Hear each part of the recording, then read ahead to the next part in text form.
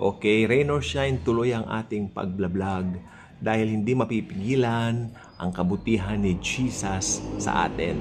Good morning everyone! Join me sa araw na ito. I-explore ko po sa inyo yung na-experience ko po kahapon.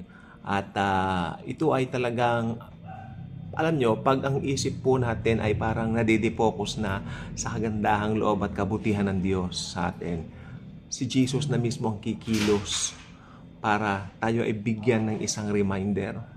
Reminder na kung saan ipapakita niya ang kanyang kabutihan. Ayaw niyang tayo ay magduda sa kabutihan niyang ito.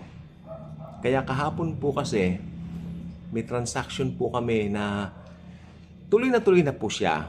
Pero nagkaroon lang po ng delay dahil may mga kailangan pa po kaming ayusin.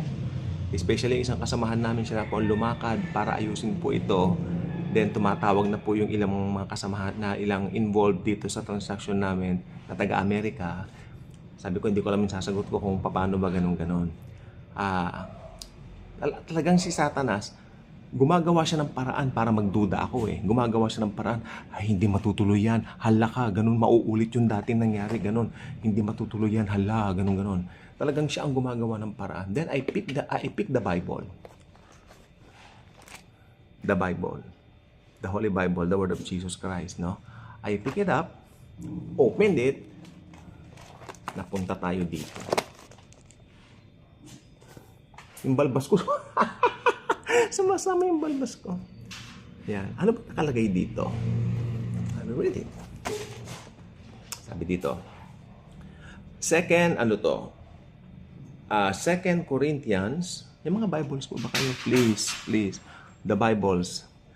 2 Corinthians chapter 1 verses, umpisahan na po natin sa 18 hanggang 20.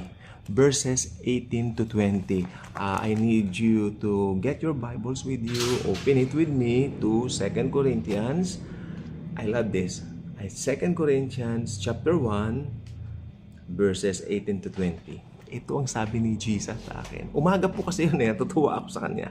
But as God is faithful, okay, he opened this verse with God is faithful. But as God is faithful, our word to you was not yes and no. O ibig sabihin, ang salita namin sa inyo ay hindi yes tapos no. Magulo yun. Sabi niya rito sa 14, sa 14, for the Son of God, Jesus Christ, who was preached among you by us.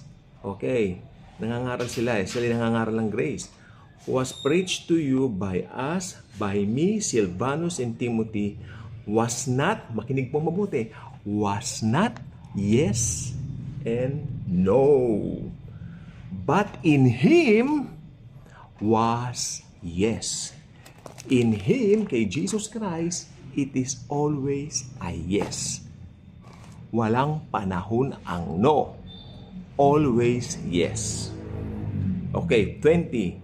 For in Him, okay, for all the promises of God in Him are yes, and in Him, amen, to the glory of God through us. Pirming yes. Kay Jesus, pirming yes ang usapan. Okay? Sa Panginoong Hesukristo po, lagi pong yes ang usapan natin. Lagi pong yes kung ano yung sinasabi ng Bible. Lagi pong yes sa mga promises. Ngayon pa may nagtatanong naman, bakit may delay? Bakit minsan po nade-delay? Delay doesn't mean no. Sa Panginoon po, hindi ibig sabihin na kung mo na-delay, it's a no. Okay? Yung akala mong delay, seemingly delay, akala mo delay, pero ang totoo po, wait. Pero lagi siyang yes. Kaya nung nabasa ko po ito kahapon, sabi ko, Lord, wala pong dahilan para magduda. Walang dahilan para bumagsak ang moral. Walang dahilan para mag-isip ng negatibo. Dahil Lord, kung meron man ako nakikita rito sa Word of God, sa word mo, Panginoon. Yan ay mga pangako na punong-puno ng pangako. Pangako talaga na, punong-puno ng pangako na tiyak. Pag ang tao nangako, kadalasan napapako. Pero may isang tao na nagpapako para matupad ang pangako. That's Jesus. That's our Lord. Okay? But as God is faithful, our word to you was not yes and no. So kung Kristiyano ka, hindi maganda yung sasagot ka ng yes, then later on, it's a no. Pag Kristiyano ka, pag may gusto kang bilhin sa Shopee, kahit gaano ka mahal yan, mayroon kang faith, mababayaran mo, bibilhin mo. Hindi ka magdududa. Nag-check out na ako ng gusto kong item. May kamahalan pero gustong-gusto ko, binili ko pa rin. Diba? Because I have faith, darating na yung pera. Ganyan po yan. Ang faith, you cannot compromise it with fear or with doubt. Okay? Gusto ni Jesus, happy tayo. Okay? Gusto ni Jesus, tayo ay punong-puno ng energy sa bawat araw. No? Dahil lahat ng pagdududa gawa ng Diablo, ni Satanas. Ayaw ni Jesus yon. Inom tayo. Iced tea.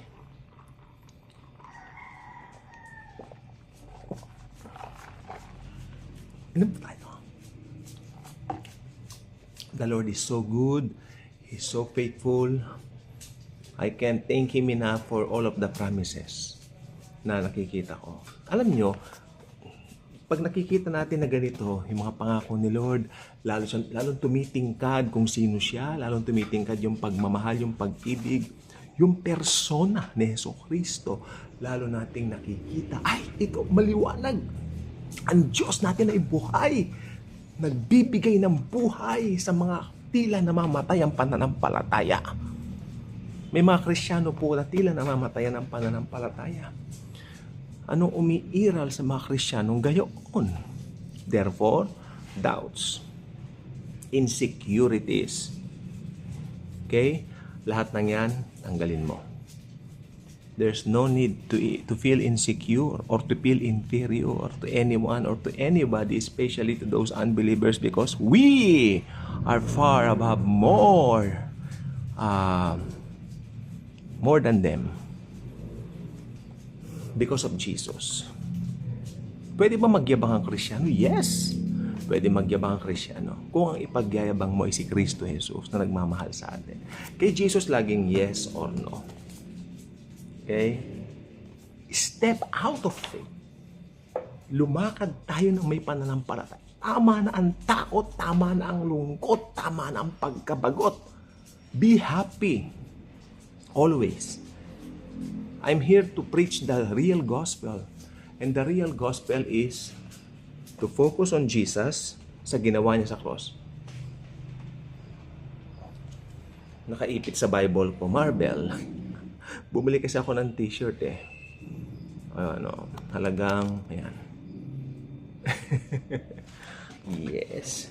Inipit ko sa Bible ko. Sabi ko, in Jesus name, makaka-shopping uli ako. Diba? Shopping. Stress reliever natin ng shopping sa biyaya ni Lord.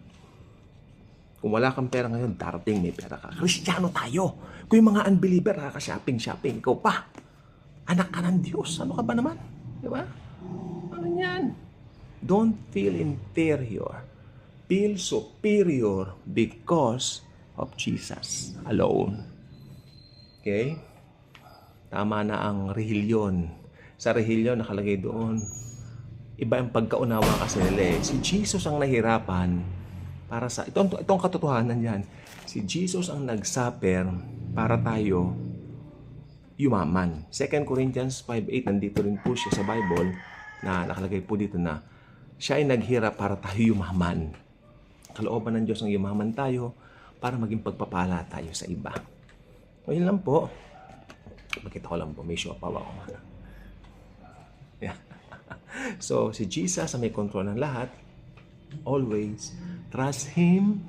Okay? And ito pa po. Alkansya. Yan. Maganda, mapupuno yan in Jesus' name. Yan. Thank you. Thank you, Jesus. Yes. O yan. Siyempre. Yan. Thank you, Jesus. God bless.